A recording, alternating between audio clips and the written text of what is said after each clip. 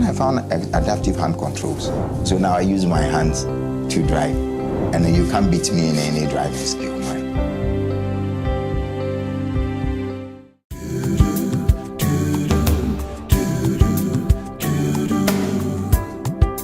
He's on a turnaround. Whoa, whoa. Turn around. Turning point, yeah. He's on a turnaround. Then I sing to myself, what a wonderful world.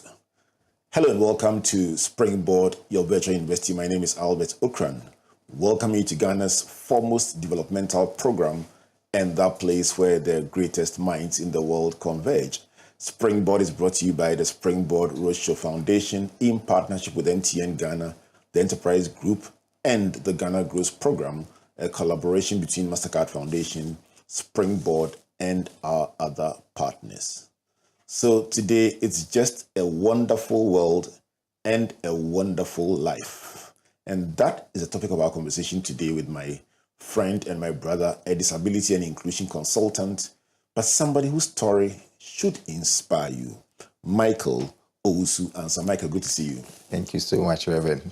Thanks for making time to first travel with us across the country on our Disability and Inclusion Roadshow. It was just a special experience. It was. What touched you the most on that tour? The thoughtfulness and the intentionality of inclusion. From the choice of vehicles that were being arranged to get me to be a part of it, shows that it wasn't an ad hoc decision. It was properly thought of. And everywhere we went, we had different stages, like platforms that we used. And I noticed that everywhere we went, the platforms were retrofitted with ramp accesses for me to be able to be a part of it. So not like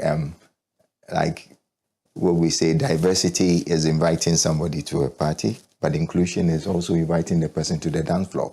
So you could have just invited me to be there and everybody will be on the stage, but I'll be down there. But that's not inclusion.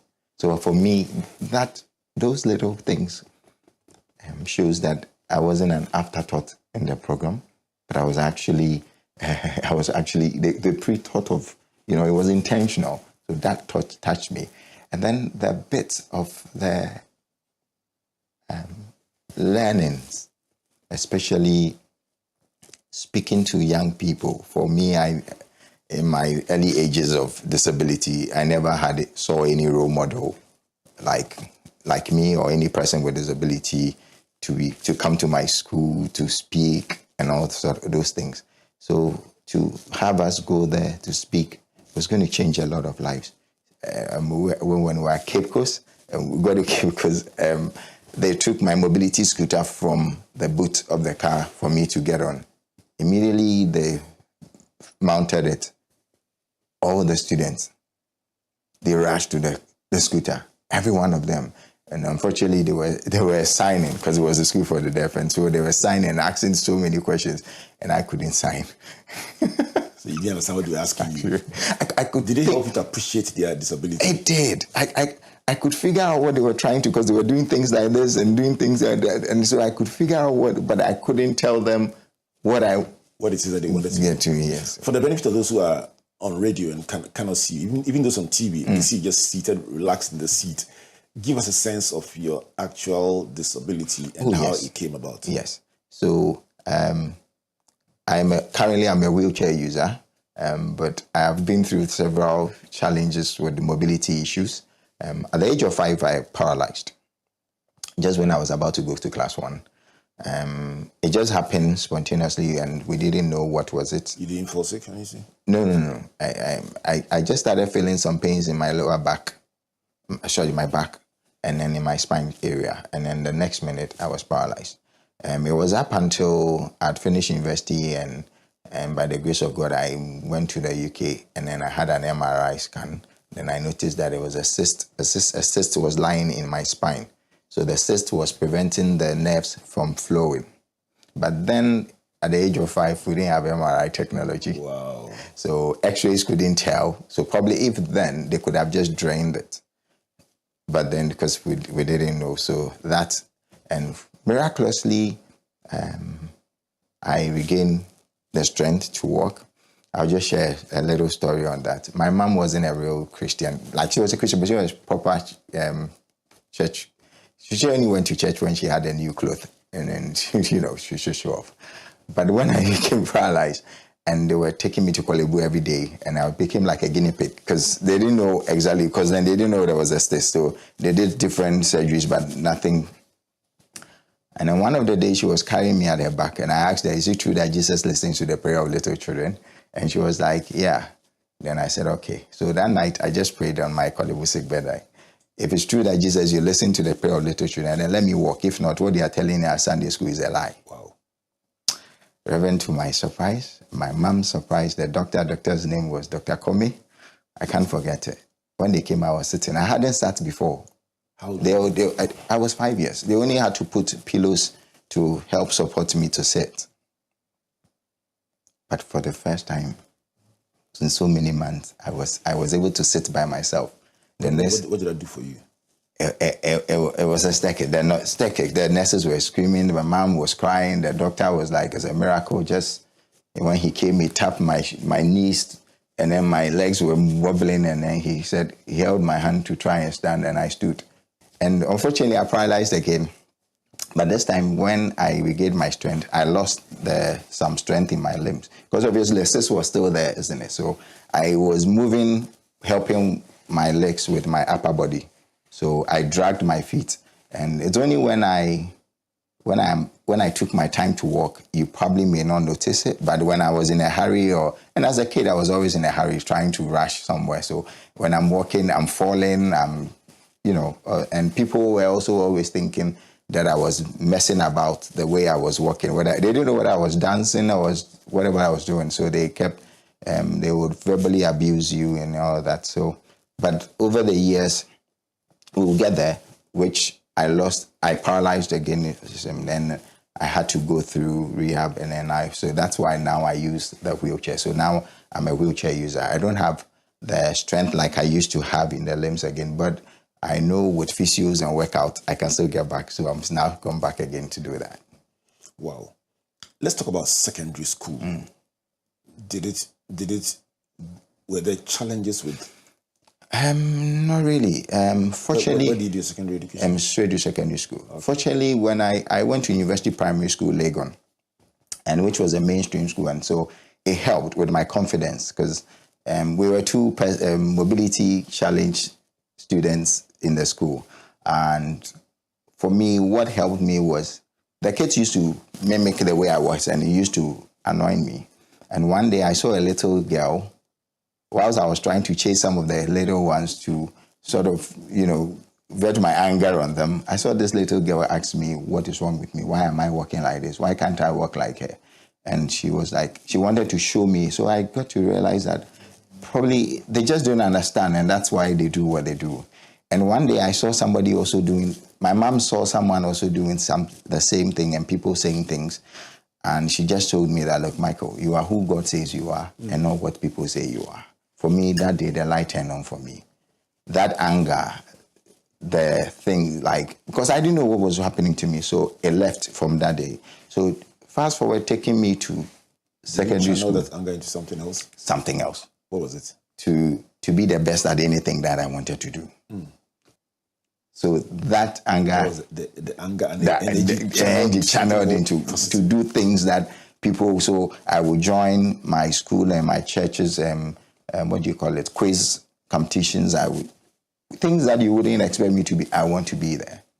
And when I went to secondary school, it wasn't of a challenge. It was a mixed school. The only thing is that when I started having crush on some girls, and then this walking will come in, and then unfortunately it's when you see the girls you have crushes, so that's when I fall.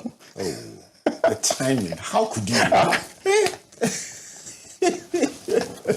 But the interesting thing is when I fell, the days that I fall, those were times the girls would rather want to rush to help you. Wow! So indirectly, now the girls that I was crushing, hoping that I could talk to them, they were rather becoming my Your friends. friends.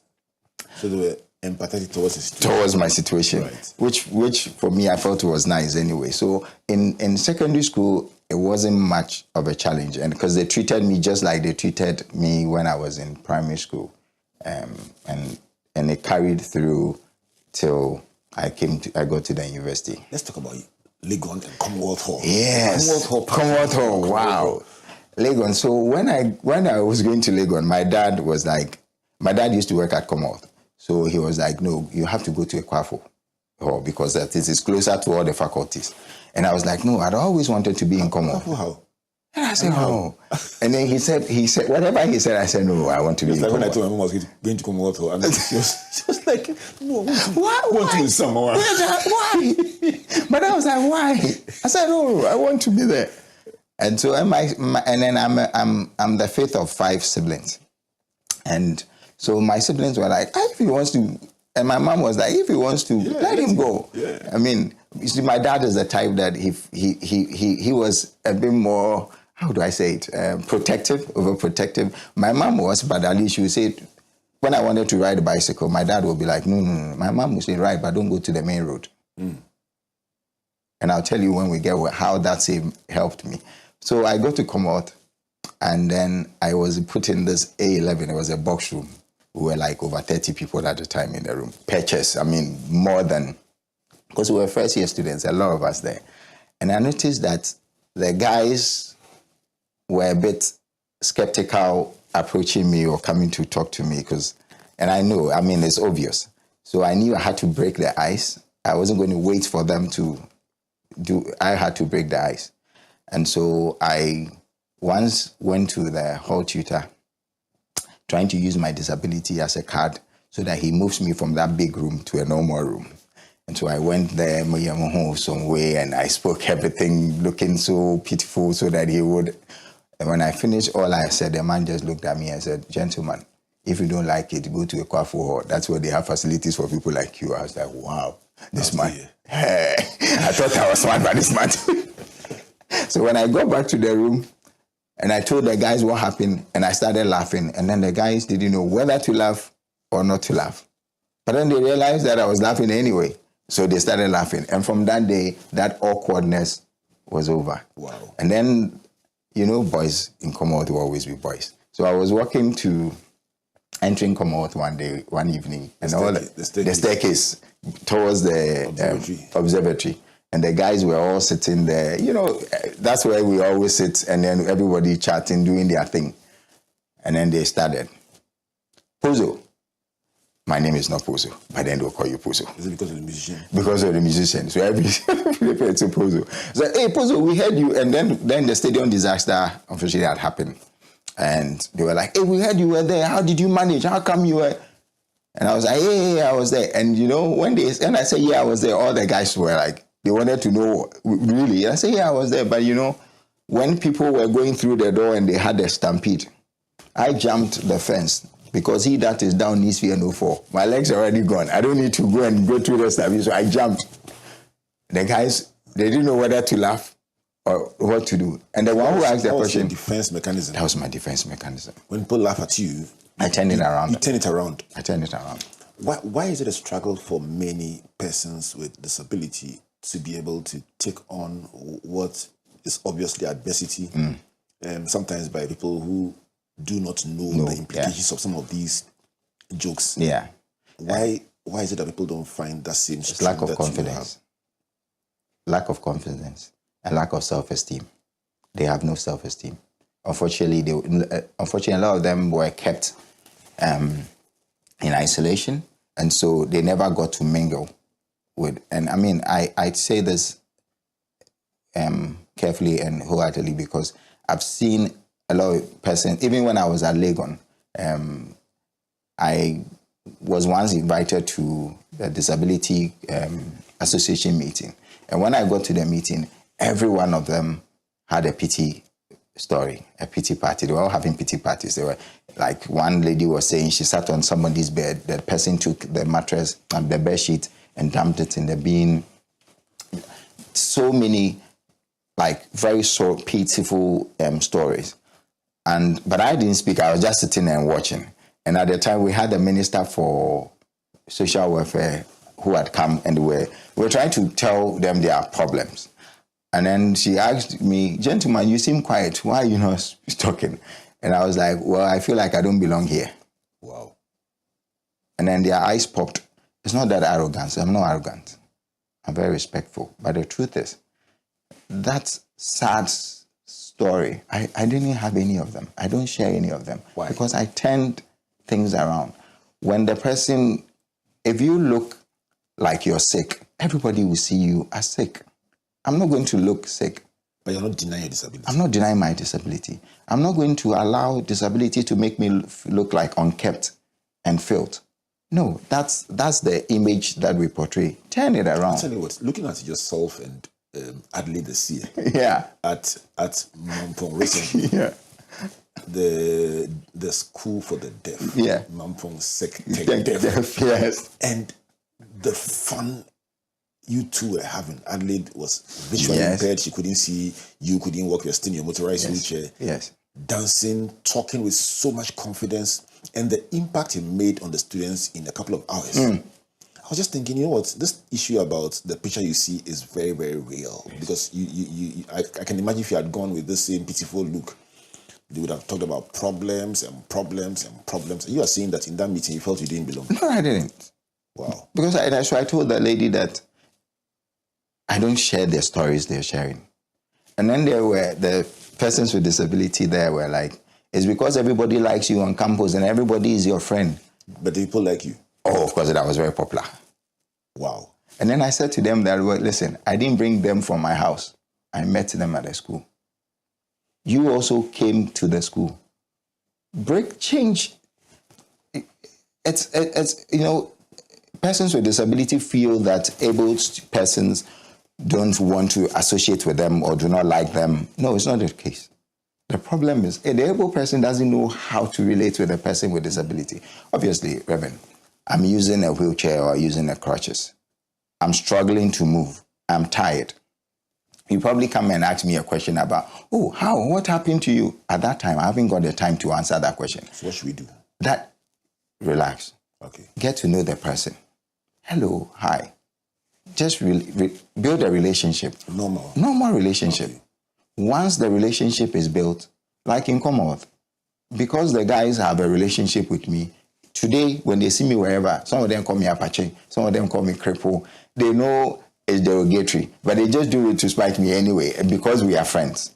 And I can say, look, I was going for lectures in Tingi, but I don't know what Tingi is called today now, but one of the faculties was called, lecture rooms was called Tingi in my days. And you know, it's like it's steep, so you keep climbing up, and the lectures, those down are down, and then the guys are usually up, the girls are usually down. Well, as I entered and I was coming, the common boys were up there. And they were like, Apache, Apache to say, but you are now coming using Apache and Cripple and things like that. And the girls, the faces of the ladies in the lecture room were like, oh my God, oh my God. And then I also turned around and said, so you guys are not ashamed. You didn't even think of coming to carry me and bringing me up there. That's what happened. The girls were like, oh my God, this guy is not normal. Where did you find that strength from? Apart from your mother telling you that you are who God says you are, where did you find that strength from? It's in the Bible. It's in my faith in Christ. When Jesus lifted me up, he took my weakness and he gave me his strength. And then I feel that I carry the name of Christ. So I can't. I should be like Christ. I look at yourself. I look at Adley the seer, who has visual impairment. I look at Baino Ayoni, who I interviewed and who has albinism that many people tend to discriminate against. And all three of you talk like you're going for a rehearsal. Your faith in Christ, the confidence that no one can push away, and that sense of awareness that you have something that God gave you and no one can take it away. No, not at all. How powerful is that? Not at all. Because and you see, people see disability as a deficiency, as a problem, as a failure. No. It is not. Disabled people are resilient. Disabled people are adaptive, are agile, are creative. Okay, so I lost my limbs. I couldn't use my limbs anymore. I could used to drive with my legs, and I couldn't drive with my legs anymore. So now what do? I started to think, okay, how can I drive without my legs? Then I found adaptive hand controls. So now I use my hands to drive. And then you can't beat me in any driving skill, man. Are you serious? I'm telling you, you can't beat me at all. Especially even on our roads when they are doing cafe mafe. There's no way you can beat me. I'll be gone before you. Not at all. Your legs will not be as fast as my hands. So from where you sit, there's nothing that can stop you? No. I went to the gym to keep up because I knew if I sit in a wheelchair for too long, I'll probably become obese. So let me get to the gym. And I knew when I was going to go to the gym, when I get to the gym, it would be like rapture, because when I entered the gym, the whole place was quiet. Everything was at cease. Everyone stopped working out. And then I just sat in. I intentionally didn't go with my motorized scooter. I intentionally went with a wheelchair because I wanted the reaction too anyway. You enjoy this thing, I enjoy it. People underrate you. And then when I got there and I was assigned to the instructor was angry, and I was in my wheelchair. So I was in my wheelchair in the gym area, and the receptionist was behind us, and it's open, and he's telling her, "Why did you assign him to me? I can't babysit people like this. What is all this? What is this? I don't have time for this." And I'm just sitting in the wheelchair, and then everyone working out has also stopped working out and listening to the conversation between the instructor and the receptionist, and then watching me sitting down there. And some are wondering, what is he doing here? And I'm just sitting there and saying, chill though. I'm just chilling in the thing, and then saying to myself, Maza, you better come and start the exercise. So me, I paid for 1 month. So I'm not going to go today, I'm not going to go tomorrow. I subscribed for 1 month. And I'm not going to cancel the subscription because of you. So Maza, better come. You're not upset? No, not at all. That's how change comes. If I get upset, how do I get them to change? Today, that instructor is a very good friend. Powerful. And when he came, he just asked me, can you sit on the mat? I was like, yeah. And I sat on the mat. And he wanted me to do abs. So he asked me, can you lie down? I nearly asked him, how do I sleep in my house? But then I started doing so some the of the questions abs. that we ask out of ignorance. Yeah. Are offensive. Yes, a lot. Yeah. A lot. I'm hoping that this show will help educate all of us about also how to build a bridge. And it's part of disability awareness. Yes. Because really, the most instructive thing you said was about that little girl in university primary. Yes. Who asked you, why don't you walk just like I walk? And the awareness that several people who make disparaging comments, denigrating comments, Yes. making it from the place of ignorance. A lot. And the more aware we are, the do. better we are able to relate. Sure. And also the easier it is for persons with disability Yes. to integrate Yes. and work Yes. well. Yes. Excellent. Yes. Excellent. Yes, because I did a training for Unilever, integration training, because they had persons with disability coming to work with them, and they were having some issues, and so they had to come and do an integration training, and they could tell the difference.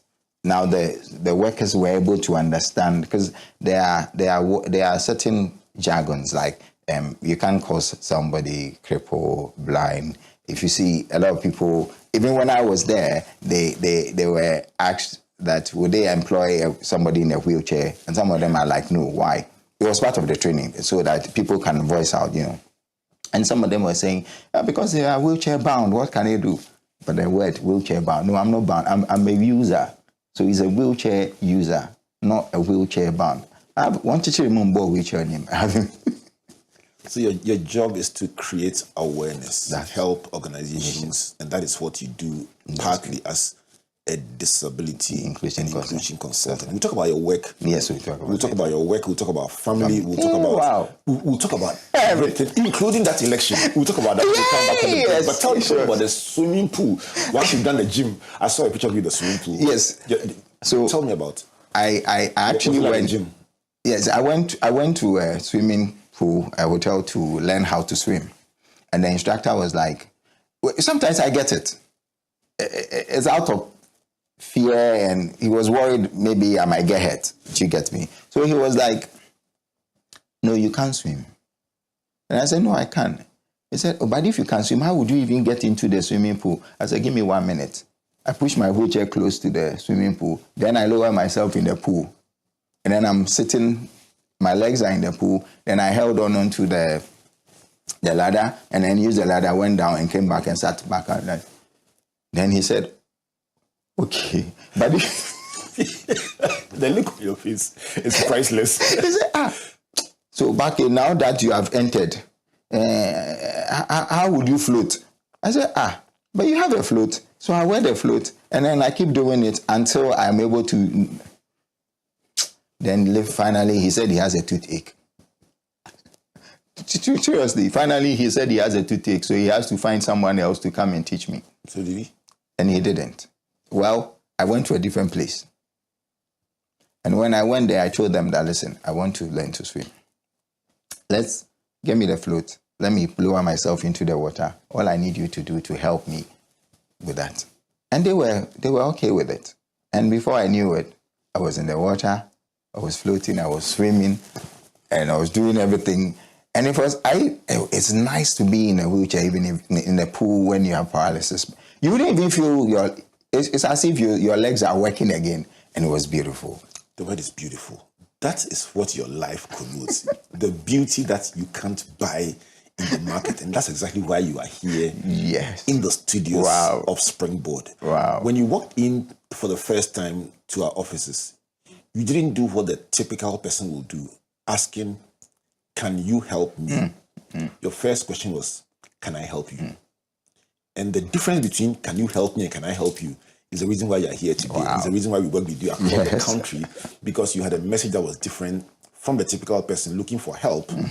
Somebody was instead offering help, even in spite of their disability. And that resonated with us. And that is why you've come this far. Thank you so much. It's all by the grace of God. It's all by the grace of God. This is a very special edition of Springboard, your virtual university is called A Beautiful World or A Beautiful Life. Micheal Owusu Asare is a disability and inclusion consultant, and we just finished traveling with him across the country, just inspiring young people and challenging them, especially those with disability, to see beyond their limitations to the beauty of the life that they have. Let me give you a quote from Willie Nelson that says, when I started counting my blessings, my whole life turned around. And that is why we are having this, so that anyone who is thinking of a certain limitation, whether it's a physical disability, a challenge, a limitation, something that is annoying or irritating you, you can see beyond that to the beautiful life that you have. This is brought to you by the Springboard Roadshow Foundation in partnership with MTN Ghana, the Enterprise Group, and our partners at the Ghana Growth Program, a collaboration between MasterCard Foundation and Springboard Roadshow Foundation. Let's go for a break. When we come back, we'll talk about marriage life. We'll talk about elections. We'll talk about that car and the story of a request for a disability partner. Please don't go away. No stress. Submit your insurance claim online in just seconds on the Claims Express portal. Simply upload your national ID, cost estimates, pictures, and more to get started. Submit online, track progress, and get paid fast. Skip the paperwork and get back on the road with ease. Visit claimexpress.enterprisegroup.net.gh for easy claims and quick payouts with absolutely no stress. Enterprise, your advantage.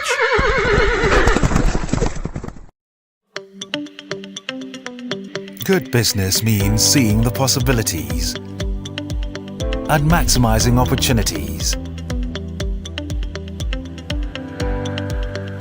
making sure you have a responsive support system. Backs your business goals. A partner that gives you a stable platform with reliable connectivity and seamless solutions, and better understands the tools required to take you to the next level. With so many moving parts in running a business, we do our best to provide you with some stability. The only kind of stability you can find with MTN Business Broadband, the fastest and most reliable internet provider in Ghana, making sure you stay ahead and stay connected, because we understand what makes your business tick. Sign up today on broadband.mtn.com.gh or call or WhatsApp 0244 308 111. MTN. Learn something new every week and be inspired by innovations, impact, and success stories of individuals making strides in the agricultural, agribusiness, technical, and vocational skill sectors on Ghana Grows Ejuma with Arabo Kumsin and Yabitha. Join us this and every Thursday on Facebook at 7 p.m. at Ghana Grows, also at Comfort Okran A and at Albert N.E. Okran. On Fridays at 4 p.m. on Joy 99.7 FM and on Sundays at 5:45 p.m. on TV3. Ghana Grows is an initiative of MasterCard Foundation in partnership with the Springboard Roadshow Foundation. If you are a young person and you want to be a part of our various interventions, call or WhatsApp Ghana Grows call center on 0308 255 775. Follow us on all our social media handles. Ghana Grows Ejuma. Hope Day.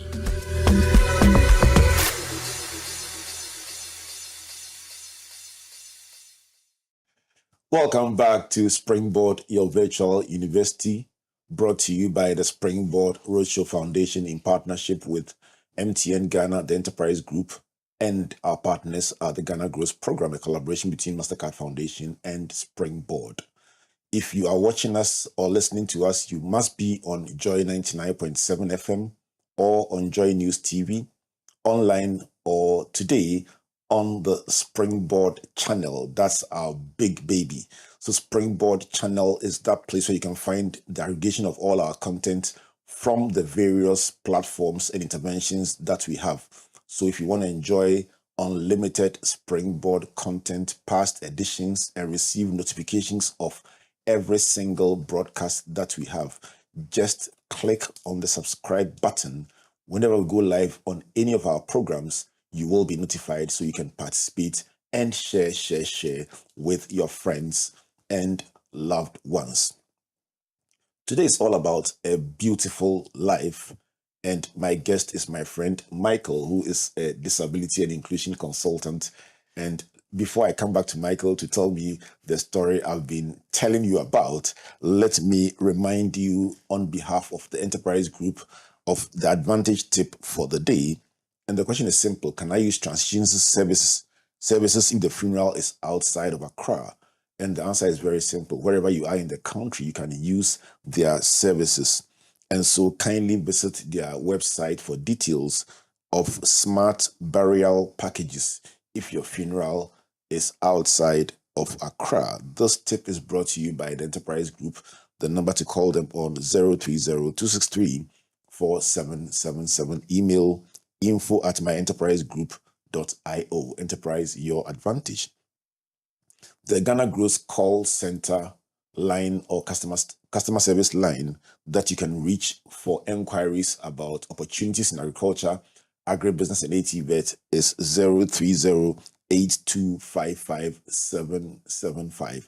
If you'd like to find out what's new, what programs there are, what interventions you can benefit from, just sign up by calling or WhatsApping this number, and you will find all the details, especially if you're a young woman aged between 15 and 35 and you are excited about opportunities in these selected sectors.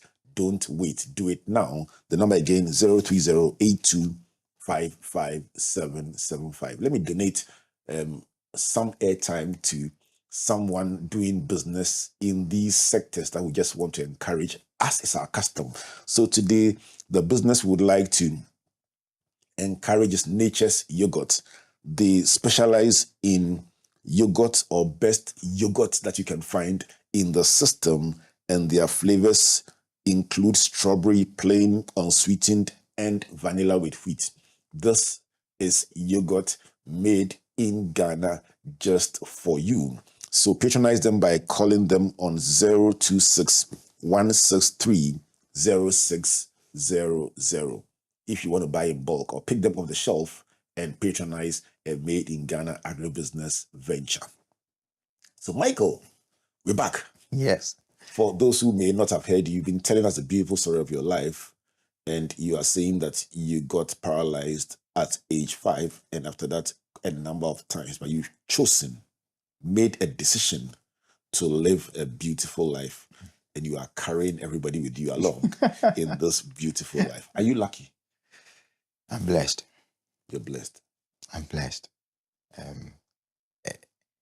It's funny. People sometimes might think that the disability is a curse, but it's actually been a blessing. Wow. It's actually been a blessing. I just before we were going, I was talking to you about when I was at the university, and then the reason I say I'm blessed is I contested for the position of a hall treasurer at the University of Ghana when I was in Commonwealth, and all the guys I contested with, they were all in the School of Administration. And in those days, School of Administration was like a prestige a big thing. A big thing. It still is. Yes, actually, it still is. And so they obviously felt they would win. What course were you doing? I was doing sociology and political science. And the guys I contested with, one of them was the best student of School of Administration in my year group, and who had also chatted with ACCA. It was a full chat. And then the other guy too, same. But there were 3, all of them, they were chatted, they were all doing well. And so we were asked, why should they vote for any of us? And the reason I say I'm blessed is, when we were asked those questions, I mean, the first one came and he spoke about that he is the best student. The other one, they all, and then it was my turn. And then I noticed that the only thing I have that they don't have is disability. And so I just turned around and I said, listen, the definition is where 2 or more people come together for a stated objective. Then I had already learned that in political science. So I just quoted that and I said, but the funds of Commonwealth or University of Ghana, you don't need admin qualifications. What you need is a trustworthy person. Now, between me and these guys, if we should steal them funds here and run away, how far will I go before you catch me? Wow. And it's true. Their legs work, so they steal your money, they are gone. For me, I'm here, so I can't steal your money. The next minute, I was on the shoulders of the students. They were shouting my nickname, they were shouting, and I was pleading with them, guys, you put me down. You put me down. And how did the election go? The next day, I won by a landslide. I mean, none of them came close. And from that day, you just mention admin in Commonwealth. You mention admin, they'll shut you up. When Zoe tell you, here, shut up. Wow. And then the funny one thing I find, when I became the hall treasurer, I was in my room when they were planning the whole week. And the whole week we have these daily goals where we dress like students, like primary school students and like girls and things like that. And this time around, the guys came to me and they were like, this year they want to do something called, I was called Zoe then. And I mean, everybody that knows me calls me Zoe anyway. And then they were like, this year we want to do something called Vandals Go Zoe. Wow. Guess what? All the Vandals are going to descend and walk like me. Are you serious? Yeah.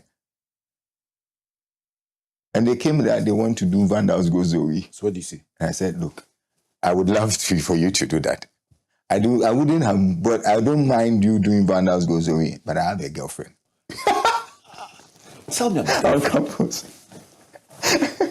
Which hall was she in? She was in Sabah Hall. That is another miracle. Comfort was in Sabah Hall. Oh, wow.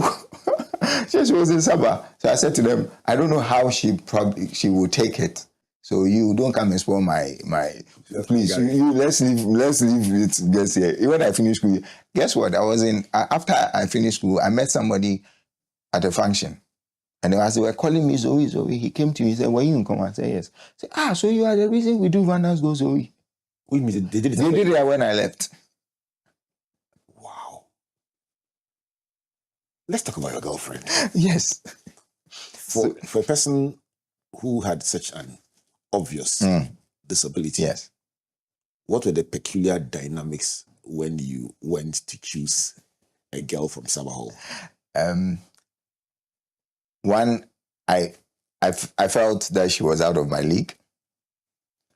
And the fact that at the time we had this on the run, that's a leg on the bridge, on the run, Yeah. and that's where all the girls want to go. And I didn't have money to take it on the run. So one, I didn't have money. That means now I'm a physically challenged person as well. So, and I had this friend I was studying with, and I told her about her and he was like, "You're crazy. My friend, don't try. That's way beyond you." I said, no, I wouldn't. You mentioned earlier that anytime somebody talks. So when the guy said that, I decided to go for it. And I kept visiting her. And you see, that's one of the things that persons with disability can take. Having a swag, making sure you look good. Don't allow the disability to make you feel like I don't need to bath. No. Whenever I went to her room, I was smartly dressed. I had some nice perfume on. Gee. So whenever I went there, and then when I go there is when I speak good English too. Charlie. Yeah, I don't want to miss my chance. I speak best English. So she liked me because of my English, the way I spoke. That drew her close to me. And then her friends were like, is it true that we've seen you, what's happening? Other girls. And then before they knew it, one day, I was always rehearsing what to say. It's not easy going to tell somebody how you... I was always... Whenever I met her, I forget what I won't be able to say it. And I'll go and I say, so why do you say this thing? I used to go back. Did they call it POP in those days? POP, hard POP. Locked one. You got the... You rehearsed, you got the... Oh, and everything. You spoke POP. POP, serious one. Then one day, I decided to say it. I was walking her home. She was going home from Sabah. I was walking her to the bus stop. I got to the bus stop, I couldn't say it. So when she bought the trotro, I also sat in the trotro, hoping that I'll be able to say it. We got off at Accra Mall. It wasn't then. I still hadn't said it. So when she was living in Sakumono then, so she sat in a taxi to go. I sat in a taxi. I was able to say it that day. I must say it. When I got to Committee 18, that was when I was able to say it. And she said yes. Oh, that day I didn't want to come back to school again. I wanted to stay at Sakumono. And you went on to get married to her? And I had to get married. Wow. Can you give a shout out to her? Emilia, you're the best. I mean, I couldn't choose anyone but you. Wow. You're the best. It's a blessing, isn't it? It is. Tell me about married life and building family and how it's changed you as a person. It has. But I met somebody who was asking me they was telling me about her relationship, the frustrations, and I know I've been through it, a lot of it, because my in-laws at the time, I mean, every parent wants the best for their child. I don't see it as they didn't like me. No, it's just that they didn't know what laid ahead for their daughter. Okay, so they were a bit skeptical. They were worried. They tried to, but I never kept harbored any negative hard feelings for them. Like David said that, Lord, judge between me and Saul. So I just said, Lord, judge between me and my in-laws.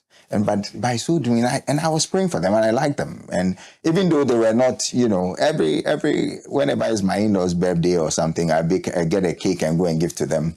And then things like that, I kept going on and on and on. And I found a soft spot from my grandmother-in-law's side, who worked things out for me and then weave things and we were able to get married, which changed my life. One day I met with Bernard Able. He, myself, and a friend, another friend, one of our friends was having a wedding, and Bernard was the MC, the best man. And so we spent in the UK, we were the family of the groom. So we spent a weekend together. And when he heard I was going to get married tomorrow, he was like, Hi. Because Bernard and I were mates. And he said, you, back in those days, we used to debate when we see you walking with your girlfriend around Legon. And some people will be saying, no, the guy must be rich. That's why she's following him.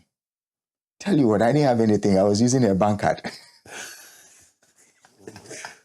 But there was something in your heart. There was something. And in your mind. And in my mind. And I knew it. And it always urged me, pushed me on to want to do better. And so when I finished school, I traveled to UK, and then I had a chance to work and was able to buy a car. I bought her a car. I bought a BMW Bora. And I brought it to her. And I was proud. And she was driving the car by herself. You know, she was driving. And then she met one of her former roommates at Sabah. And then she was like, hey, Emilia, you are driving. You have a car. She hadn't gotten a job yet, let alone even get married or anything. She hasn't even got a boyfriend, nothing. And she was like, yeah, so Michael bought it for me. It's me. She said, you don't know. Hey, Emilia, then they pay disabled be mommy. I'm just one of those who was asking her at the time, why you go with well, do I want to find me some disabled person to also marry me? Find one for me. Oh, Emilia, help me. Wow. And Emilia is working in the bank? Yes, she was working at the bank. We are just building a beautiful life together. Yes, we have a daughter now. Wow. You're living the life, Michael. By the grace of God. Tell me about two things. First, your work. And then I would also like to hear your message to those who might be challenged and might say, you know what, that guy is just lucky. Let's start with your work. So as a disability consultant, how do you find yourself in the space in the first place? Yes. With your background in sociology and political science, you weren't exactly thinking disability. No. When I was in UK, I worked in HR. Okay. And so, but I didn't have any ambition to do that. When I came to Ghana, I knew looking for a job with a disability might be difficult. So I decided to go into digital marketing. So I started with digital marketing. I went to places and they'll tell you, no, we have now, but I never stopped. And then what I did was I decided to zoom in to how to take pictures of kids, toddlers. I used my daughter as practice. And when I did that, that got me opportunity. I went to schools and told them, look, if you have kids, we take pictures of them. Those gave me opportunities. And then I had opportunity to be on a program, a mentorship program. And through that program, I was told that, look, you have a beautiful story. Why don't you share your story? So I decided that, okay, let me read around this space. And that's when I got to know about disability inclusion. And I started doing online courses on disability inclusion, learning, and then I went into that space. And then I started going to writing proposals to different recent organizations. Any organization, I'll just go there. And then some of them I'll go. And then I went to one of the prominent hotels, resorts in Ghana. They told me that they don't have any problem like disability inclusion. If they do, they'll call me. Clearly, I knew they didn't understand what they were talking about. And then, so fortunately for me, I had opportunity to go to Guinness to do something with them. And before they asked me, the then MD of Guinness, Elaine something, she was like, they wanted to meet me to be sure that, because most persons with disability they see on the street is not like, And then so I was told that she would have some 15 minutes, 30 minutes, but tops 15 minutes. I should make, say something so that she would say, oh, no worry. We had 1 hour. I had to tell her that it's 1 hour. Wow. And she was like, Michael, I love your story. Just come. So I went, I shared my story at Guinness. Then she told me that ever since you left, the employees, their mindsets have changed. So that confidence, even though I'd had numerous disappointments, and look, as you're a person with disability or you're having challenges in your work or whatever you're doing, remember that you're going to be hearing more no's than yes. So the no shouldn't discourage you. They shouldn't discourage you. And the fear of failure shouldn't also discourage. Failure is just like a teacher. It's only a lesson. For me, I'll tell you, resilience is one of the things that I have. You live it. How to recover. And every person with disability is resilient. When I just got married, that's when I paralyzed. I lost the limbs. I became paraplegic, that I couldn't use my legs. I was living in Sakumono there, in the flats, and I was on the first floor. Now I was wearing leg braces. You know those metals? Yes. Which locks your legs, and I was using crutches. When I'm coming here, we don't know whether I was Robocop or I was fixed. I was straight. When I get there, we had just moved there. Everyone comes to the balcony watching to see how I will access and get up. And sometimes I hear the kids shout, Papa, now the man has come. It's like a film. It's like a movie. And they are like what I call Beshwa for. Everybody's on their balcony watching and I couldn't access the stairs because they had no banisters. I didn't know how to do that. I would rather drag my bat on the stairs every day. I just got him married. I celebrate your wife. I really do. And I had a driver. The driver started patronizing me, so I asked him to go. My wife like, no, if you let him go, what do you do? I said, no, let him go. Then he left. When he left, I realized that I made a mistake. When I called my friends, I was thinking, it's not their fault, they were at work. Then I decided to look for how to drive, and that's how come I found the hand controls. And I was able to use the hand controls. I went to UK with using the hand controls to do my driving test, and I passed my driving test with them. In the UK? In the UK. And I came to Ghana. And I said, no. I joined up with some friends. We wanted to go into the oil and gas sector. So I said I was going to Petroleum Commission for certificate, to request for the certificate to be able to work there. The day I got there, I drove there. But the day I got there, it had rained. So on the ramp, just as I was climbing the ramp, the crutches slipped. Wow. And falling is part of, you see, we fall, we rise, we build, we succeed. So instead of falling flat, I just put my palms down like doing push-ups. And then I was stuck there like doing push-ups. So the security came, they were trying to help me. My foot is slipping, they are straight. I'm just trying to paint a picture that it's not easy, but you fall, you rise. Guess what? When they lifted me up and they asked me what I told them, straight up, they took me to see the MD so that he will help me get what I need. Wow. So you may have challenges. It doesn't mean you may fail. When you fail, take it as a lesson. You haven't failed. Everybody who did anything failed several times. Did they stop? No. We don't fail. What's next for you, Micheal?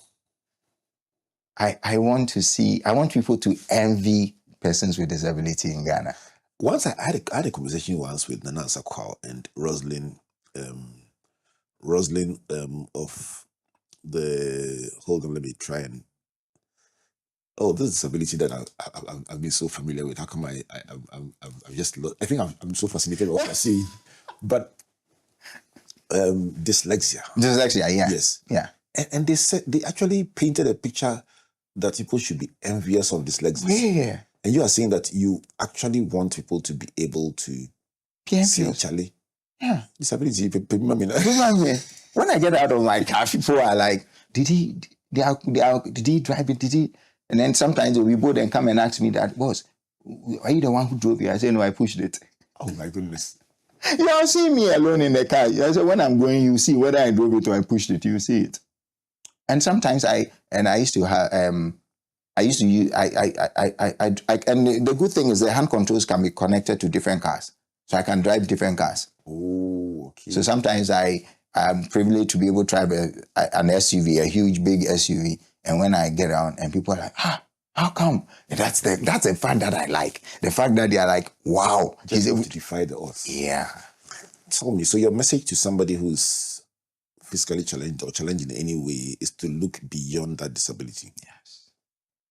Yes. And your life is the example that they can look at and be inspired that they can live out their dream. Yes. And I just want to say that when I joined Springboard for the roadshow, it had always been my dream to be able to tell my story for young people, and Springboard made that happen for me. There's so much more that we'll do together, Micheal, because I found out that the story of one person who has experienced your pain, your setbacks, is more credible than the inspiration of someone who's so disconnected from you. And so while we'll do all that we can, just taking you, they seeing you alone does much more than anything that we would say and any example that we will give. And thanks for making yourself available. Thank you so Let's give an opportunity to an organization that thinks they need. You came here and said, I think you will need me, and you proved that we need you. And so for anyone who's listening to you who needs some guidance in the area of disability and inclusion, or just wants to even hear you out to see whether they may have ignored some spaces that they need to look at, how can they locate you and connect with you? Okay, Tell them. They can reach out to me on my phone number 0545 823 899 0545 823 899. And they can also reach me on 0545 0505 233 701 0504 233 701. And what do they get just for their benefit? What do organizations get for talking to a disability and inclusion consultant? They get to have their staff trained on disability awareness. They get to have their staff, their frontliners trained on inclusive customer service. We render inclusive customer service training. And also we can also help them with accessibility audits. Because obviously from the perspective of the organization, they might think, they are accessible. But it's when they have persons like us coming there, then they realize that, like for instance, I give an example to organizations. You go to a lot of our banks and other institutions, and they have a beautiful ramp access. But when you get to their door to enter the main is a step. That's small step. That's small step. Because the whole thing, you have a ramp. The ramp gets me to the corridor. But to enter it is a step. Now you need to get the security to come and carry me. No, my dignity is also at stake. Wow. It's like bringing the person to the party. Yes. But denying them access to the dance floor. The dance floor. Closing thoughts, Micheal. So I am grateful for this opportunity to come here to share my story. But anybody who is listening, I just want to tell you that don't be afraid of failure. Don't be afraid of failure. It's only a teacher, it's a lesson. Don't be afraid of it. Fail. Learn from it. I'll tell you what, this is... Hold on a second, please. I'll tell you what, this is something I could do over and over and over again and never, ever get bored, because you have such an infectious smile and such a beautiful spirit that I just think listening to you is an inspiration for our viewers and our listeners. Let me dedicate this show, guess what, to your wife, Emilia. Is that name? Yes, Emilia Tabi Hagen. Emilia, you just are an incredible person, and all of us are proud of you for standing by my brother and helping him to live the full life that God has blessed him with. And so God bless you and your family.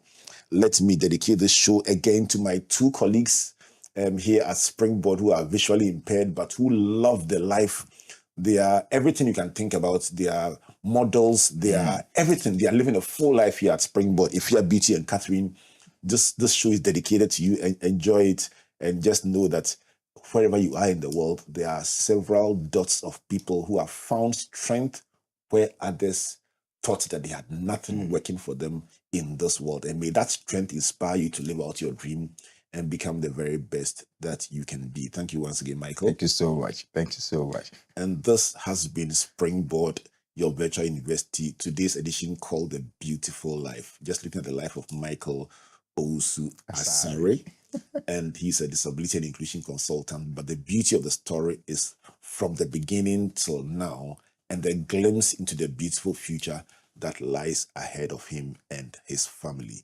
This is brought to you by the Springboard Roadshow Foundation and proudly sponsored by MTN Ghana and the Enterprise Group, with our partners also the Ghana Growth Program, a collaboration between MasterCard Foundation and Springboard Roadshow Foundation and our partners. Also to mention that you have found us today either on Joy FM, Joy 99.7 FM, Joy News, or the new Springboard channel. Please subscribe so you can keep enjoying amazing content every single day. My name is Albert Okran, saying God bless you, and God bless you.